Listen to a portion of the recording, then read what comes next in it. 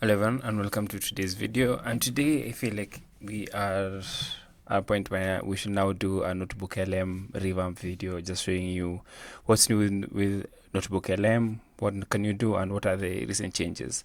So just go to NotebookLM. Okay, cool. So when you just Google NotebookLM, I'm going to be using Perplexity right now. So just Google NotebookLM, click on the first link there, and then it should take you to this page. And once you're here, just click on try NotebookLM. So yeah, so here we're going to have now NotebookLM. This is like the landing page. And for those who don't know, NotebookLM is an AI software that's been released by Google, and the main goal is to create a podcast based on the information that you feed it. And it's really cool and really important because with NotebookLM, we don't have hallucinations. So by that I mean we don't have the AI coming up with ideas or coming up with assumptions based on what's not real. And the reason for that is that we're going to feed it our own documents. So you feed it your own document and it's not going to go outside the scope of what you fed it. So that really helps, just grounding it in reality and grounding it in like that specific research. So a lot has changed from what we had in the previous videos. And here we have NotebookLM, and then here we have my notebooks, and this is basically where you've created the notebooks that you want to create, the podcast of sorts. And then here we have featured notebooks. This is kind of like showing you how you can use it, and Google has created a bunch of them just showing, and this gives us an idea of where NotebookLM is going as a product, and I like it so far. I really like it.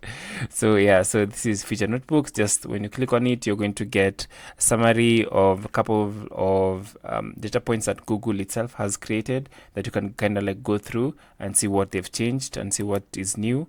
And then here I've shared with me. So shared with me is basically the notebooks that someone has shared with you. So for example, here you can, in my notebook, I can, for example, this one that I created here, I can click on it and then I can share. So once here I can add the people or the group or the email, the people that I want to share, or I can copy the link and then make sure that here it's anyone with the link. So change from restricted in the access part, from restricted to anyone with the link, and then I can copy that link and then I can share it with them. It's going to appear here, shared with me. So this is where the notebooks that people have shared with you are going to appear. So I'm just going to come here, click my notebook, and then okay, so yeah, when I click on this, it's just going to change how it's being structured here. And then you can also change it from the most recent to just title. That's what you want. So I'm just going to go to most recent, and you can see that I don't have the create new here. And that's because I've already maximized my monthly notebooks that I can create. So I believe it's 5 notebooks or 6 notebooks a month. So I'm just going to go to another account. Okay, so we are in another account that I can still create a notebook in. So again, it's all the notebooks, yours and also the ones that have been shared with you, and the featured notebooks, my notebooks. Here they are, and the one that we're going to create today is the week's weekly news that I usually create for AI for the Before AGI podcast. So I'm just going to create another notebook showing you what has changed, and it's really cool.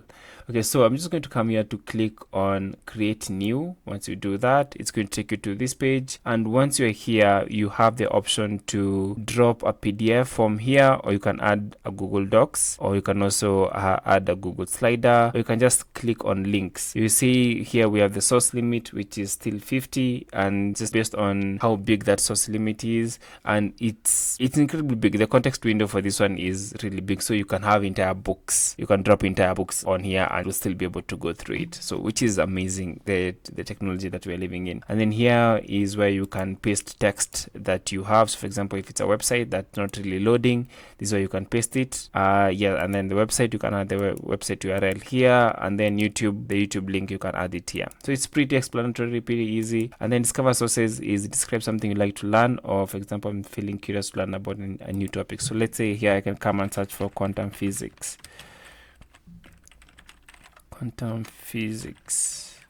and just submit. So it's going to look for sources that you can now add to your NotebookLM. So here we are, everything you need to know about quantum physics. So select all sources. So it's already gone through a bunch of the sources. It has 10 sources selected, and what I need to do here is just click on import, and then it's going to import all the sources here. As you can see, here they are. It's really, so we have somewhere from Wikipedia, A bunch of them are from Wikipedia actually, so I don't think that's like something that you should always use, but still, this is just to show you how this works. And for example, if you want to add a bit more sources, so I'm going to come to YouTube, and then maybe let's see, maybe I want to add a video from YouTube, so let's search for quantum physics. So I'm going to search for quantum physics, and maybe this, like, it's a, how long is this? It's a 21-minute video. The map of quantum physics, that looks like something that I will want to know. So I'm just going to click on this YouTube video, pause it there for a minute, copy the URL, and then come back to add. So here I'm going to come to the link section here, and then click on YouTube, paste that link there, and just click on insert. And that source now has been added. Here we are, the map of quantum physics. So we can keep doing that even if it's with a source. So let's say quantum physics. So I'm trying to look for a link that we can also use. Caltech Science Exchange. What is quantum physics? Okay, click on that, copy that URL there, come back to NotebookLM. At the very top, click on add sources. So click on that, and then come to website, add the URL there, and then click insert, and you should be added. There we are. What is quantum physics? So you're just going to keep doing this even with text. So let me show you what you can do with text. So text is something like this. So you can just come copy this text, or copy the entire website even if you want. If the website isn't really working, copy the entire website, and then come to text, paste the entire website there. So this is just the same thing as the other side that the link. So then click on insert, and that's basically how you add sources. And you can see here the number of sources should be adding up. Here, 13 sources. Okay, cool. So once you've added the sources, something that I really like to do before even I generate the audio overview is I'll come to, now we even have the video overview, which is really cool, which is kind of like what this video is about as well. So here we have audio overview, we have video overview on the right hand side, and then we have the mind map, and then we have reports. So first of all, I'm going to come to reports. So before I even generate either the video overview or the audio overview, I like generating some notes. So I'm going to come to reports, and then I'm going to click on briefing doc. So briefing doc is just going to give me a very brief illustration or a very brief description of the total summary of the notes that we just gathered. So click on that, and then here we're going to have study guide. So click on study guide as well, and then again come here, click on FAQ, and then click on timeline. So for every notebook that I generate, I usually like having these different notes, and it's just going to add onto the information that we already have. So I'm going to come here, the one that has just been generated. Here we have quantum physics. So this note, I'm going to convert it into a source, convert that into a source. It's going to be added here as well, and then I'm going to do the same thing for all of them. Okay, cool. Now we have all that have been converted into a source. Now we have like an idea. So I'm going to click on customize, and this is just before you even click on the audio overview. I'm going to click on customize, and this is where you can now add your additional prompt. So for example, if you're creating a notebook for a business, if you're creating a notebook for someone specific, and if you're creating a notebook for yourself. So here I'm going to click on yes, focus on teaching the material to a 15-year-old or even to a 10-year-old. Let's go with 10-year-old. 10-year-old named Jason. I don't know why Jason came to my mind, but yeah, let me go with named Michael, and then click generate. Okay, so what that's going to do is that it's going to go through the entire text, and then it's going to come up with a podcast specifically for Michael, who's 10 years old, which is cool. I've never done that before, but you're going to see what that's going to look like. As that is generating, we're going to click on my map here, and I just want to show what the mind map looks like. It's really cool, just shows you the relationship between different points in the summary that has been generated. And then also now we have video overview. So you can click on video overview as well, and it's going to generate that. Okay, as that is generating, click on mind map. So this is the mind map. So here we have quantum physics, we have foundations. So yeah, click on foundations. So that's a chart, don't want that for now. So quantum physics, I'm just going to click on that. You can see here the key concepts: wave particle duality, wave function, Schrödinger's equation, sorry. Click on that. So it just, when you click on the arrow points here, it just shows you the branches from the main source, for example here. So here we have, for example, let me come to applications and fields. Click on that, and then you can see where quantum physics is usually applied. So for example here, if it's in biology, I want to see where it's applied in biology. And then when I click on that one, it's going to take me to that specific note. So it's going to generate a note, kind of like explain that specification, which I like the mind map thing. I really do. And the good thing is you can also download it, so that also helps. So you can download the mind map. So yeah, so it just shows you the key contexts, and this is something that you can use if you're trying to explain it to someone.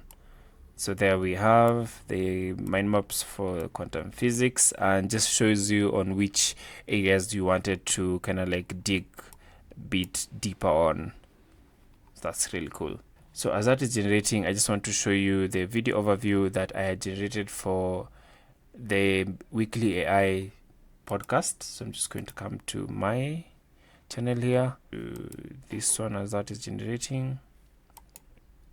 So this is my weekly podcast episode, and I'm just going to click on the video overview, and I'm going to attach the video overview to this video at the end of this video, so you can kind of like see what that looks like. We've already seen the weekly podcast that I had released yesterday, and now I'm going to give you the video overview of the same. So you will notice that the AI is not really the same. They sound slightly different, and even the presentation or even the context on the captions is different. What they're saying is different, but they have aligned to the same goal, but not necessarily, they don't exactly say the same thing. So it's not the same as the audio overview, just that they are using video. It's the audio overview and the video overview are two different things. Even the way of explanation is different, and just that can be seen in this presentation that I'm going to tie to the end of this video.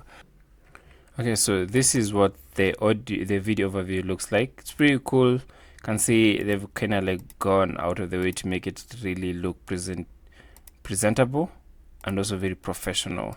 So I like the white. I like how they kind of like explain. They also give you a timeline and also a timeline visual as well, which is really cool.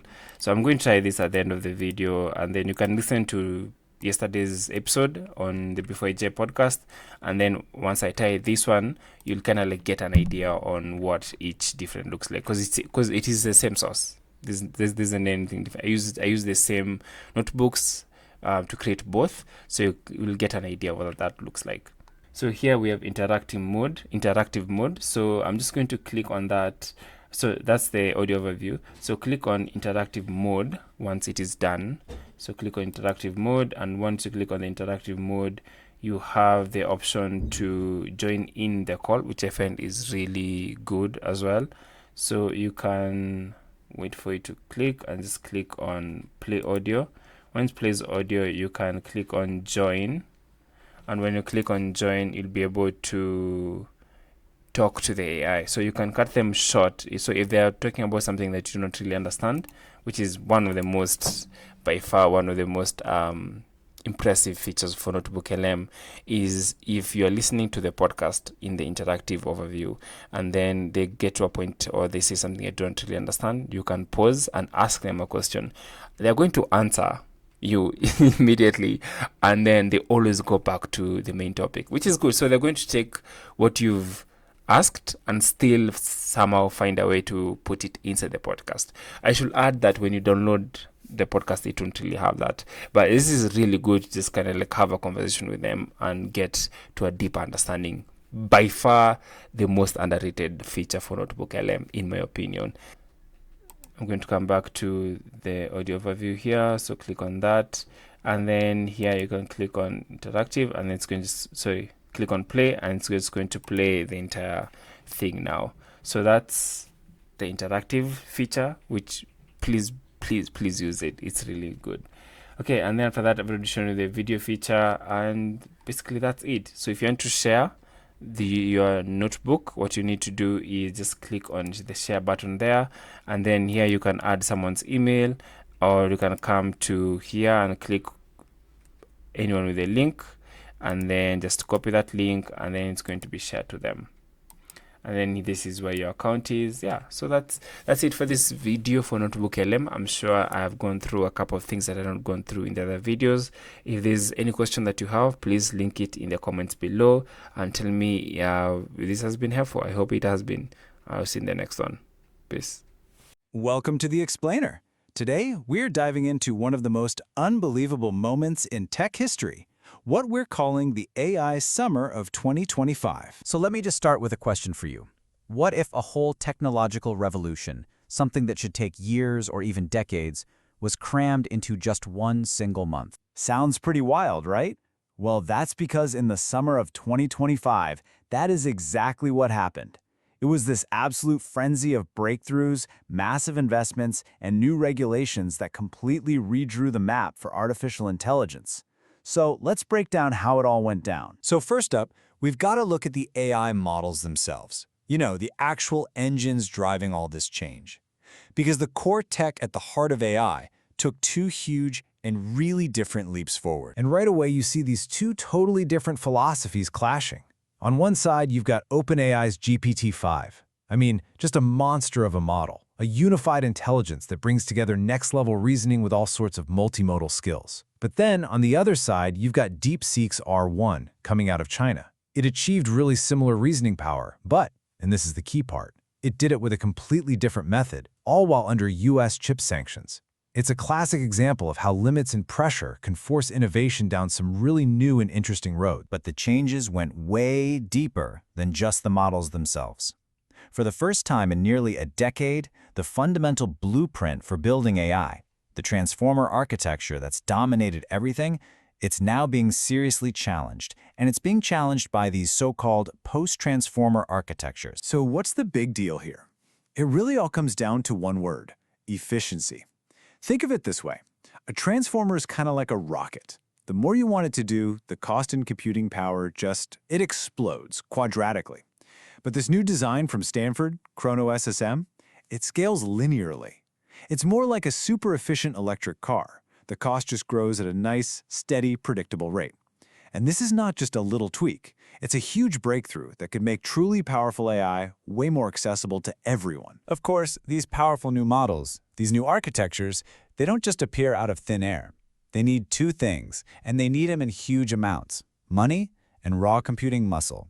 And in the summer of 2025, both started flowing like never before. Let's just talk about the money, because the numbers are staggering. $2 billion. Now get this, that wasn't for some huge established company. That was the seed round for a brand new lab from former OpenAI CTO Mira Murati. A $2 billion bet on a single person and her idea. Just wild. And just as we were all wrapping our heads around that number, Meta comes in and throws down its own gauntlet. $60 billion, all pledged to its new superintelligence labs. Their goal was simple: win the all-out global war for AI talent, no matter the cost. But believe it or not, the biggest number wasn't even about one company or about talent. It was about the foundation. At a single summit, U.S. companies pledged $90 billion for raw infrastructure. We're talking data centers and the actual energy grid needed to power them. This is the moment AI stopped being just software and really started being treated like a national utility. And that brings us to the muscle. All that money is being used to build stuff, including custom-made hardware. Microsoft pulled the curtain back on its Athena AI chip. But here's the really clever part. It was specifically designed to work perfectly with those new, super-efficient post-transformer models we just talked about. And this all points to a massive strategy shift in the industry. It's called vertical integration. The biggest players, they don't just want to write the code anymore. They want to own the entire stack, from the silicon chip itself all the way up to the cloud service and the final AI model. And why? Well, to squeeze every last bit of performance out of the system, and maybe more importantly, to control their own costs and destiny. So, with this explosion in power and money, it's really no surprise that governments all over the world started scrambling to write the rulebook. It kicked off this global race to define what the future of AI policy would actually look like. And they moved incredibly fast. I mean, look at this timeline. In just about 1 week, the US drops its plan to speed up innovation, China turns around and proposes a whole new global body for governance, and then the EU's Big AI Act officially becomes the law of the land. It was just bam, bam, bam. And when you really look at what they did, you see 3 totally different philosophies taking shape. The US is all about winning the AI race. Let the market run, let it grow. The EU, they're focused on protection, on compliance by design.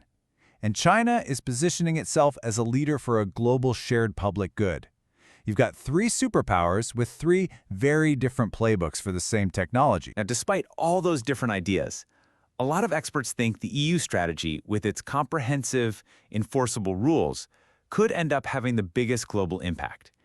It's a phenomenon people call the Brussels effect, where companies all over the world just adopt EU standards because they have to if they want to sell into that massive European market. Okay, so we've got new models, we have new money, and we have new rules. But what does all of this actually do in the real world?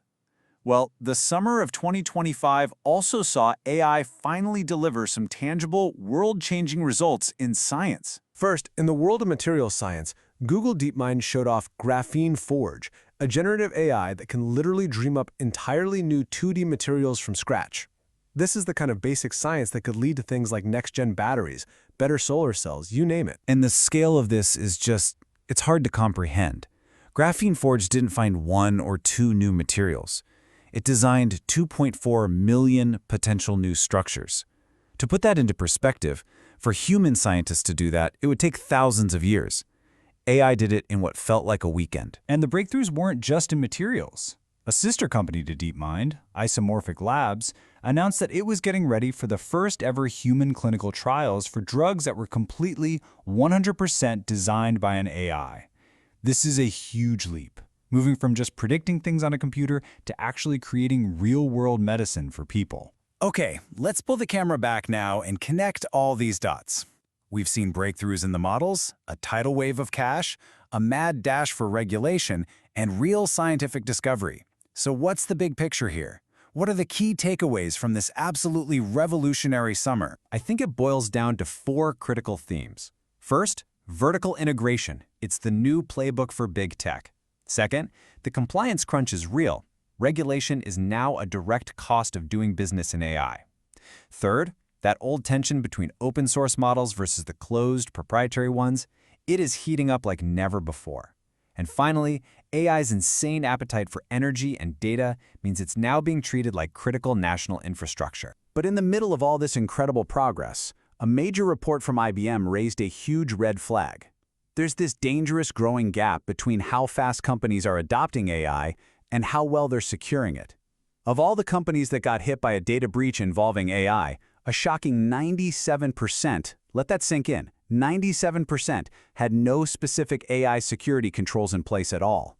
We are moving at an incredible pace, but we might not be moving safely. And that really brings us to the final lingering question. The AI summer of 2025 was this breathtaking acceleration of technology. But when everything is moving this fast, you really have to wonder, are we actually in the driver's seat, steering where all this is going? Or are we all just holding on for dear life?